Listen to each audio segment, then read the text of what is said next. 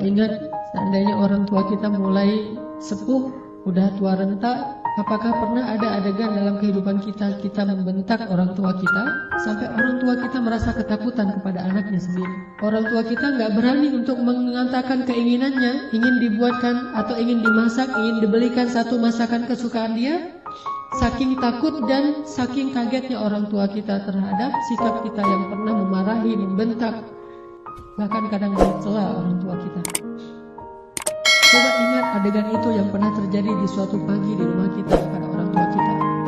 Adegan yang pernah terjadi di suatu malam di hadapan orang tua kita.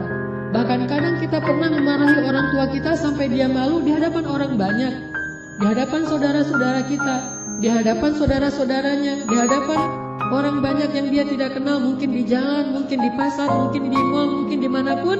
Karena kita kecewa kepada orang tua kita, lalu kita marahi orang tua kita habis-habisan di depan orang banyak.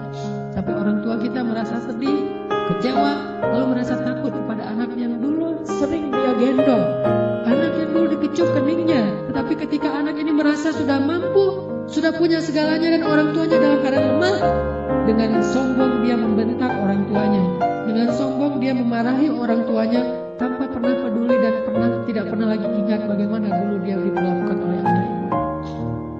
Ingat, adegan itu pernah terjadi dalam kehidupan kita. Kalau kita merasa kita tidak pernah melakukan itu, mungkin kita adalah seorang pelupa.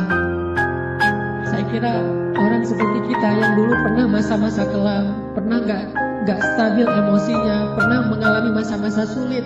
Saya kira semua kita pernah ngalamin masa ketika kita benar-benar menyakiti perasaan ayah dan ibu kita. Kita buang semua jasa mereka, lalu kita mengatakan kalimat-kalimat yang seolah-olah kita adalah anak yang tidak pernah mendapatkan kebaikan dari orang tua kita. Ayah kita diam ketika dimarahi oleh kita, dan dia tidak pernah mengatakan, dulu kamu pernah seperti ini tapi saya sabar. Dulu saya habis-habisan berkorban untuk kamu, saya korbankan semuanya, saya siang malam mencari nafkah untuk kamu. Ayah kita tidak pernah mengatakan itu di hadapan kita. Dia tetap sabar menanggung semua ucapan-ucapan dan bentakan dari anaknya. Apalagi ibu kita, apakah dia mengandung kita 9 bulan hanya untuk ketika kita lahir lalu membentaknya? Dia mengandung kita 9 bulan dalam kepayahan, gak bisa duduk, gak bisa tidur, gak bisa berdiri, jalan kemana-mana berat. Apakah hanya untuk melahirkan seorang anak yang congkak, sombong, yang kemudian membentak ibunya hanya karena kesalahan kecil yang dilakukan ibunya?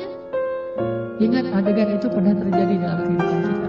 Lalu coba baca perintah Allah, sehingga pantas jika Allah Subhanahu wa ta'ala sangat murka kepada anak sesoleh apapun dia, ahli tahajud sekalipun, tinggal di Masjidil Haram sekalipun, kalau dia durhaka kepada ayah ibunya, ini tidak ada nilainya di mata Allah Subhanahu wa ta'ala.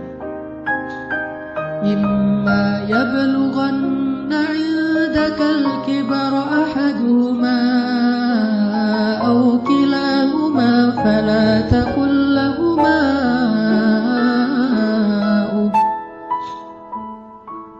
Seandainya salah satu dari mereka atau keduanya tumbuh atau hidup bersama kalian dalam tanggungan kalian, maka janganlah sekali-kali kalian mengatakan kepada keduanya kalimat-kalimat yang menyakiti. Uffin.